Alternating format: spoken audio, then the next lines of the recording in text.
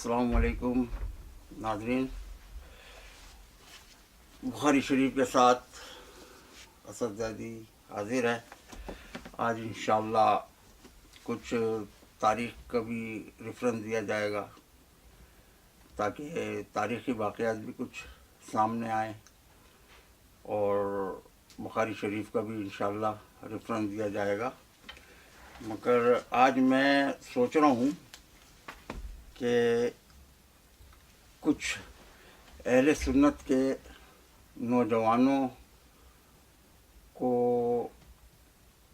बताना चाहता हूँ, कुछ कहना चाहता हूँ, कुछ गुजारिश करना चाहता हूँ अहले सुन्नत के नौजवानों से, भाइयों से, बच्चों से, बुज़ुर्गों से तो नहीं, जो ख़ास तौर से जवानों से मुखातिब हूँ और जो माशाअल्लाह पढ़े लिखे हैं, उनके जहनों में कोई तासुब नहीं है, कुछ नहीं है और वो तहक़ीक़ करना भी चाहते हैं। तो उस सिलसिले में थोड़ी सी मुझे गुफ्तगू करनी है। मैं उनको ये मशवरा दूंगा, बता सकता हूँ, कह सकता हूँ, समझा सकता हूँ और ये समझना उनका काम है। हमारा काम बताना है, मनवाना नहीं है, क्योंकि मनवा तो कोई भी नहीं सकता सिवाय अल्लाह के।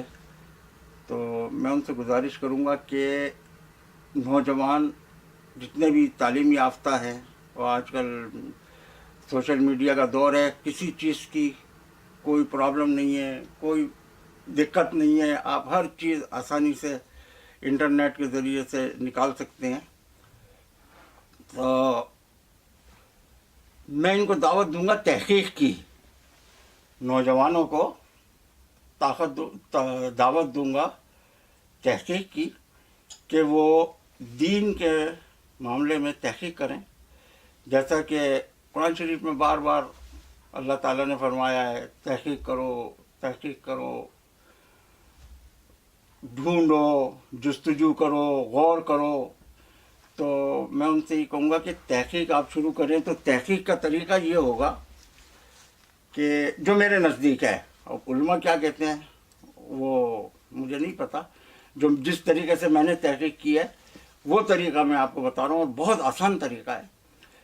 आप सबसे पहले कुरान शरीफ लें, आप जिस मसलक के हैं, आप वाबी हैं, देवबंदी हैं, सल्फ़ी हैं, बरेलवी हैं, जो कुछ भी हैं, आप उनका तर्जुमे का कुरान शरीफ लें और एक कुरान शरीफ लें अहले तशरीह का, और दोनों को तर्जुमे से पढ़ें, क्योंकि अरबी पढ़ना सवाब है, इसमें कोई शक नहीं है।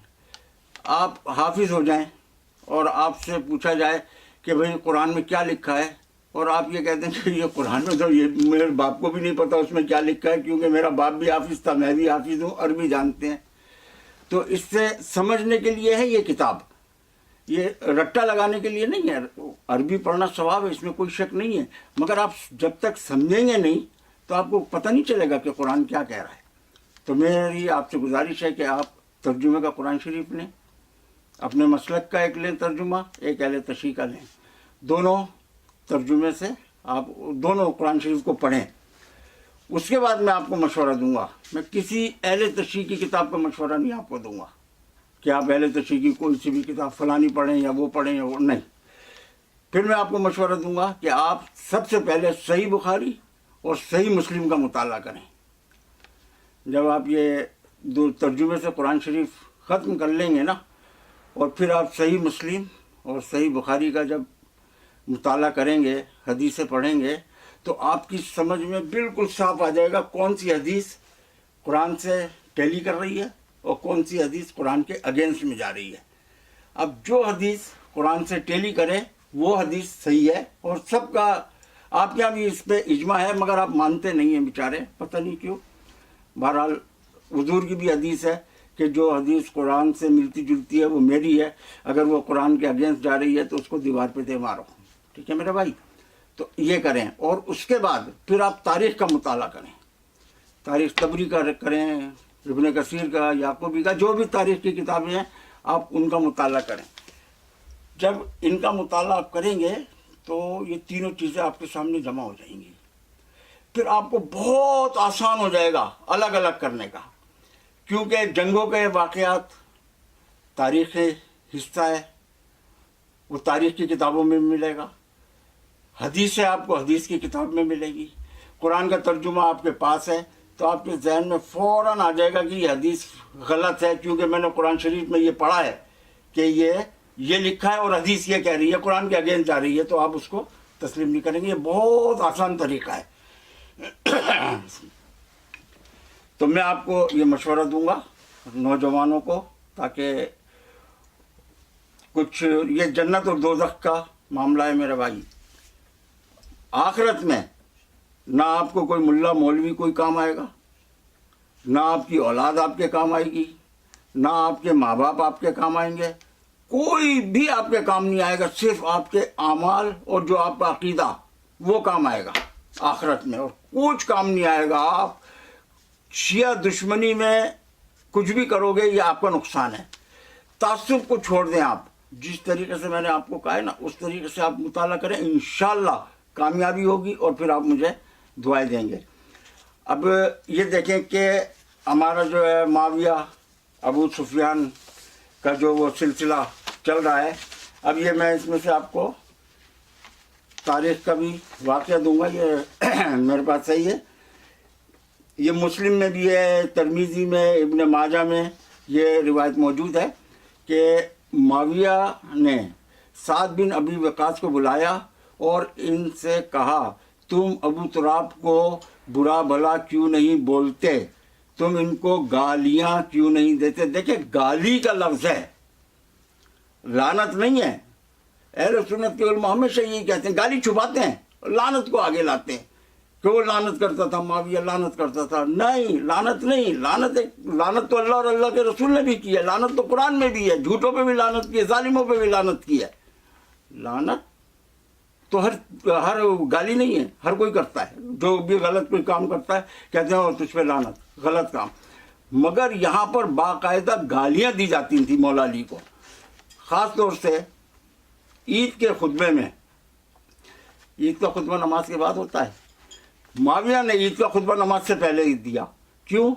कि वो नमाज के बाद जितने मुसलमान थे, असहाब थे, वो नहीं सुनना चाहते थे कि मौला अली को गालियाँ दी जाएं, तो वो छोड़ के निकल जाते थे, खुतबा छोड़ के। तो माविया ने क्या किया, नमाज से पहले खुतबा देना शुरू किया।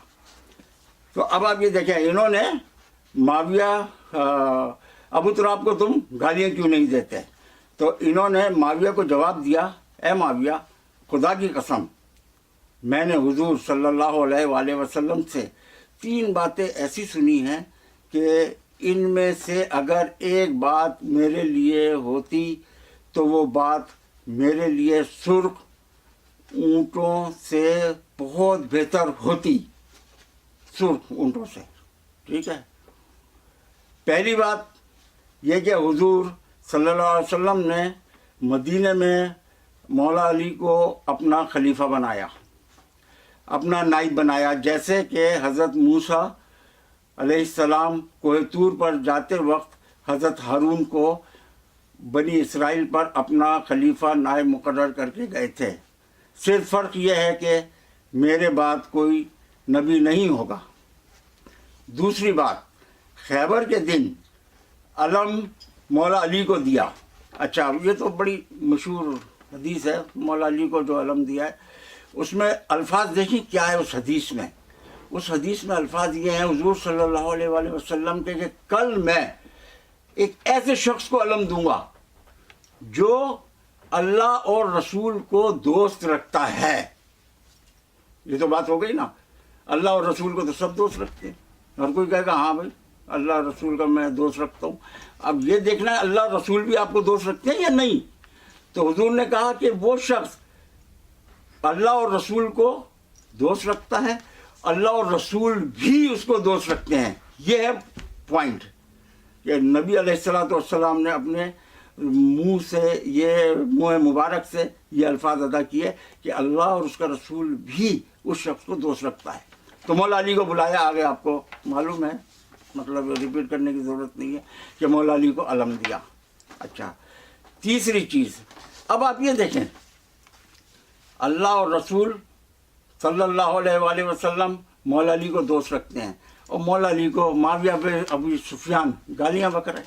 کتنا افسوس کی بات ہے. یہ کیا اطاعت ہے اللہ اور رسول کی؟ نہیں. اللہ اور رسول نے پچھلی دفعہ میں نے جو میری ویڈیو آپ اس کو دیکھیں گے تو اس میں باقاعدہ میں نے پوری حدیث بخاری سے نکال کے دی ہے شرح کے ساتھ کہ باغی کہا ہے معاویہ اور اس کے جتنا بھی گروہ ہیں سب کو باغی کہا ہے. مگر ہمارے جو ہے مسلمان پتہ نہیں وہ اللہ اور رسول کی بات کو چھوڑ کے معاویہ سے اتنا خوف بیٹھا ہوا ہے معاویہ کہ آج تک مسلمانوں کے دل میں معاویہ کا خوف ہے. یہ گارنٹی سے میں آپ کو کہہ رہا ہوں آج تک مسلمانوں کے دل میں معاویہ کا خوف ہے. پتہ نہیں کیوں. تو بہرحال خوف خدا کرو. معاویہ کا یا کسی مخلوق کا خوف رکھنے سے کوئی فائدہ نہیں ہے. وہ کام نہیں آئے گا. آپ کو خوف خدا اور اللہ کے رسول کا خوف ہوگا وہ چیز آپ کے کام آئے گی. اچھا تیسری بات یہ ہے کہ حضور صلی اللہ علیہ وسلم حضرت علی کو مباہلہ میں لے کے گئے. اب آپ بتائیے مباہلہ میں کون کون گیا سب آپ کو پتہ ہے. حضور صلی اللہ علیہ وآلہ وسلم، مولا کائنات حضرت علی علیہ السلام، امام حسن علیہ السلام، امام حسین علیہ السلام، جناب سیدہ سلام اللہ علیہ، یہ مباہلے میں گئے پانچوں. ٹھیک ہے. کیوں گئے؟ انہیں کیا کرنا تھا وہاں؟ کیا کہا تھا حضور نے؟ حضور نے یہی کہا تھا نا کہ میں جب کہوں کہ جھوٹوں پہ لعنت کرنی تھی نا تو آپ کہنا آمین. ٹھیک ہے. اب آپ یہ مجھے بتائیے اس میں کوئی جھوٹا ہو سکتا ہے؟ نہیں ہو سکتا. جو جھوٹے تھے ان کو چھوڑ گئے، انہیں نہیں لے کے گئے. انہیں پتہ ہے کہ ان کے اوپر بھی لعنت آ جائے گی کیونکہ یہ خود جھوٹے ہیں.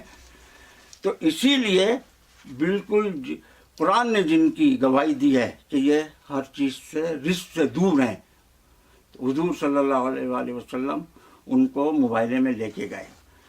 اب ان کو مباہلے میں لے جانے کے بعد یہ پوری مسلمانوں کو یہ پتہ چل گیا کہ مولا علی سچے ہیں. اور پھر اس کے باوجود معاویہ ابو سفیان نے مولا علی کو گالیاں دی.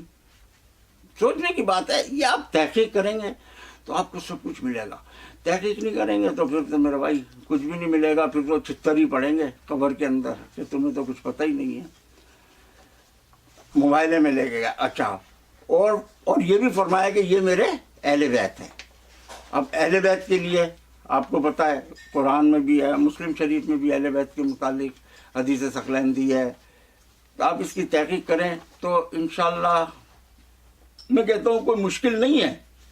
شرط یہ ہے کہ اگر آپ کا دل چاہے تو آپ کریں، اور دل نہیں چاہتا تو دنیا چل رہی ہے نا سب ایک دوسرے کے آسرے پہ کہ شاید یہ میری کوئی مدد کرے گا. تو مسلمان بھائیوں خاص طور سے آپ سے مخاطب ہوں کہ اس ویڈیو کو لائک کریں، اس کے شیئر کریں اور دوسروں تک پہنچائیں. اور اس کے نیکسٹ ویڈیو کا جو اس کا پارٹ آئے گا اس کا ویٹ کریں. اس میں انشاءاللہ آپ کو اور معلومات ملے گی. اللہ حافظ.